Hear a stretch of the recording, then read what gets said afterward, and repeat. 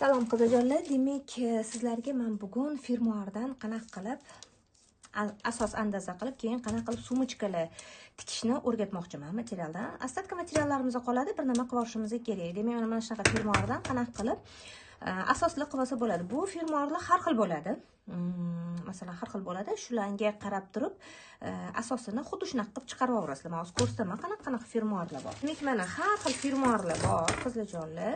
Lekin hammasini bichilinishi, o'sha mana hozir ko'rsataman qanaqa asos qilinadi. O'sha asoslari bir xil qizlar. Fermuarlar har xil bo'lishi mumkin. Lekin anaqasi, построенияsi, ya'ni asosi bir xil bo'ladi. Birinchi qiladigan ishimizni, mana shu lineykani qo'yib qo'ya qoling. Xo'p, birinchi qiladigan ishimizni o'rtadan chiziq tortib olamiz.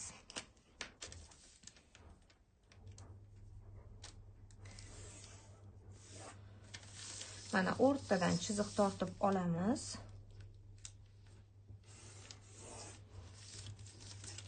Tepasini qilmasanglar ham bo'ladi. Prosta men bu qog'ozi menda buralib ketayotgani uchun tepasiga lineyka qo'yib qo'ydim.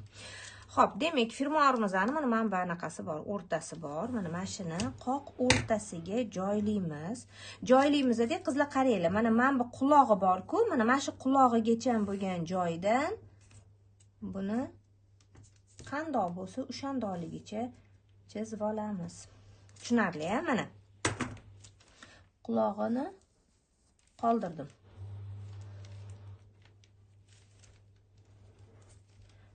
Mana qulog'i mana. Endi fermuarimizni uzunligini olishimiz kerak. Men endi sizlarga har doim qilishdan oldin oddiyroq narsada qilib ko'raman. Har doim menga mana shu uzunlik normalniy bo'ldi. Demak, men 18 olmoqchiman balandligini. Mana shu 18 ni oldim. Endi qaranglar, mana bu fermuarimizni kengligi bor, 16,5 ekan.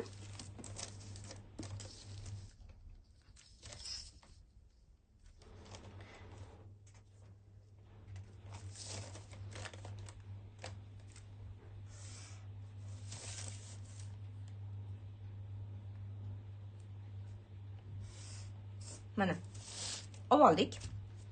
Ana endi nima qilamiz qizlarjonlar? Yaxshilab e'tibor beramiz. Bizani fermuarimizni ayni mamnaqa anaqa qiladigan joyi bor. Aylanadigan joyi bor, to'g'rimi? Hamma fermuarlarning aylanadigan joylari bo'ladi. Men bilagi mana mamnaqa joyi. Tushuntira oldimmi? Demak, mana shu aylanadigan joyini o'lchab olishimiz kerak. Metrda. Mana 6,5 bo'lyapti. 6,5. Taxminan mana mashitdan 4,5 sm chizuv chiqarasizlar-da. Mana shu 6,5 ni qizlar. Mana 6,5 ni mana chiqarib qo'yasizlar. Bu nima uchun? Mana men bu fermuarim doq qilib ochilinganda bor-ku, ochilinganda men bu bunaqa bo'lib yopilib qolmasligi uchun agar mamndoq qilib qo'ysanglar, bu ochilib yopilishi mamndoq bo'lib qoladi-da. Mamnaqa katta bo'lib ochilmaydi. O'shaning uchun mana shu yerga 4-5 sm, endi o'zingizlarni xohishinglar. Men 4,5 chiqardim, 4-5. Qancha ko'p qilsanglar, shuncha mana bunaqa joyi bundoq bo'lib cho'qqayib chiqadi-da. Qancha baland olsanglar. Mana mashitda oldik. Endi qizlar, har doim biza tekshirib olishimiz kerak. Nimani tekshirib olamiz? Mana bu ichkari bunaqa teshikli joyi bor-ku. Mana mashitda bizada 22 sm bo'lyapti. Qoq o'rtasi bizada 11 sm bo'ladi. Mana mashitimiz qanchaligini tekshirib olishimiz kerak mana. Hozir. Katta kichkina bo'lib qolmasligi uchun mana 11,5 bo'lyapti menda ham. O'sha katta kichkina bo'lib qolish kerak emas.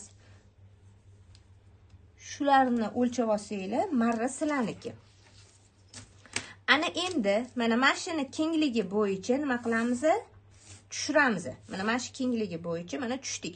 O'sha manbatga qancha ketgan bo'lsa, o'shanchani bu yoqqa ham qo'yib beryapmiz. X, bu ham X.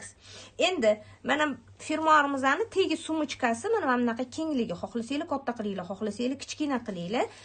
Men nechta qilgan ekanman? Tak, 6 sm qilgan ekanman. 6 sm bo'ladigan bo'lsa 3 sm bo'ladi. Mana как раз 3 sm bu yoqqa, 3 sm bu yoqqa tushamiz. Mana. Nimaga men oxirgacha chizmayman, chunki buni hozir ikkiga buklab turib kesib olamiz. Demak, mana shu narsa bizada asos andazamiz, ya'ni o'sha fermuarimiz bo'ladi. Buni hozir ikkiga bo'lib turib, bir xil qilib kesib olamiz, keyin matoga qanaqa qo'yilishini ko'rsatib beraman. Mana qaranglar qizijonlar, men asosni qo'yib oldim. Tepasiga umuman cho'q haqi bermadim. Buklovga qo'yib olganman. Mana o'rtasini belgilab oldim va buklovga qo'ydim. 0.5 sm bu yoqqa, 0.5 sm faqatgina bu yoqqa berdim. Buklovda mana turibdi. Mamitlariga ham 0.5 sm dan cho'q haqi berdim. Yana bitta narsa, agar xohlasanglar, men bu yerda kesib olmasanglar ham bo'ladi. Keyin men uchburchak qilib tikib kessanglar ham bo'ladi. Men lekin har doim kesaman. Xo'p, demak, astarini ham xuddi shunaqa qilib bichamiz, qizlarjonlar.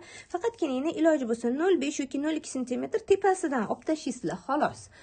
Чтобы astari bu yoqqa ag'darilib chiqmasligi uchun xuddi shunaqa qilib bichilinadi. Mana o'sha asos bo'yicha, mana asos olib tashlayman. Mana qandoq bo'lsa o'shanda faqatgina ikkita yonga 0.5 va men bu kesilingan joylarga 0.5 dan cho'q haqi berdim. Mana buklovni bichdim. Agar buklovni bichishga qiynalayotgan bo'lsangiz, bitta yaxlit qilib bichib olsanglar ham bo'ladi. Astara tegi faqat shu tepasi 0.5 gina farq qiladi, kichikroq qilinadi, atak bo'ldi. Mana ikkalasini ham bichib oldik. Demak, asosiy matoyimizga обязательно dublering, qattiq dublering bor-ku, korsetni dublering yopishtiramiz. Agar sumkani flizlinini topsanglar, nur ustiga a'lo nur, yana ham qattiq turadi. 2 qavat xohlasanglar qilinglar, chunki bu sumka qattiq turishi kerak-da, shilpayib ketishi kerak emas. 2 qavat qilsanglar ham bo'ladi. Hozir biz ko'ramiz. 1 qavat yopishtirib ko'raman. Agar qattiq turib bermasa, yana 1 qavatini yopishtiramiz. Demak, hozir biz qiladigan ishimiz astarga emas, asosiy matoga dublering yopishtirib olamiz.